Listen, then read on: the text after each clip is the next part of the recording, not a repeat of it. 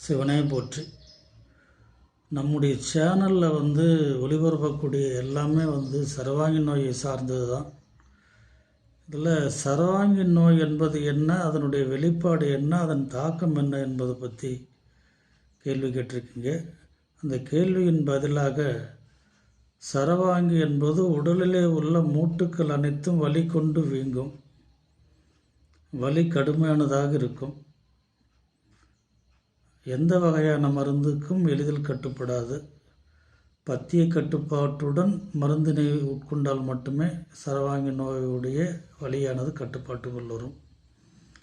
உடலிலே உள்ள சிறுமூட்டுக்கள், பெருமூட்டுக்கள், மணிக்கட்டு பகுதி, கையுடைய எல்போ பகுதி, தோள்பட்டை வலி, முதுகுத்தண்டு வலி, இடுப்பெலும்புகள் ஒன்றுடன் ஒன்று ஒட்டி கொண்டு உராசி அதில் ஏற்படக்கூடிய வலி, காலிலே வீக்கம், இப்படியெல்லாம் வந்தால் அது சரவாங்கி நோயை சார்ந்தது.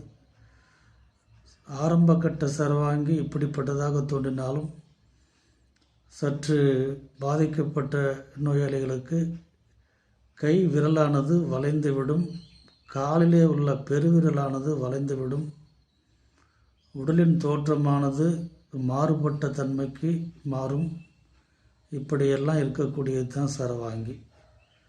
சரம் என்றால் ஒவ்வொரு மூட்டுக்களும் சரம் சரமாக வலிப்பது, வீங்குவது. எந்த வகைப்பட்ட மருந்துக்கும் எளிதில் கட்டுப்படாதது. நான் கட்டுப்படாது என்று சொல்லக்கூடியது எளிதில் கட்டுப்படாது.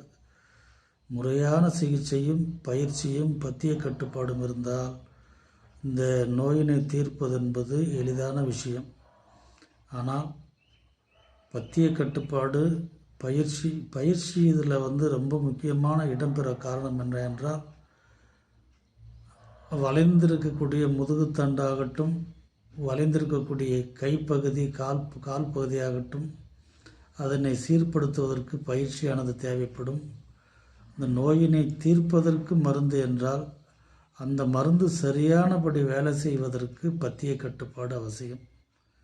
திருமூலர் சித்த வைத்திய சேவை மையம், தருமபுரி. Phone number 9443778771. நீங்கள் நோயிலே இருந்து விடுபட்டு மகிழ்ச்சியுடன் வாழ எல்லாம் வல்ல சிவனை வேண்டிக் கொள்கிறேன். நன்றி.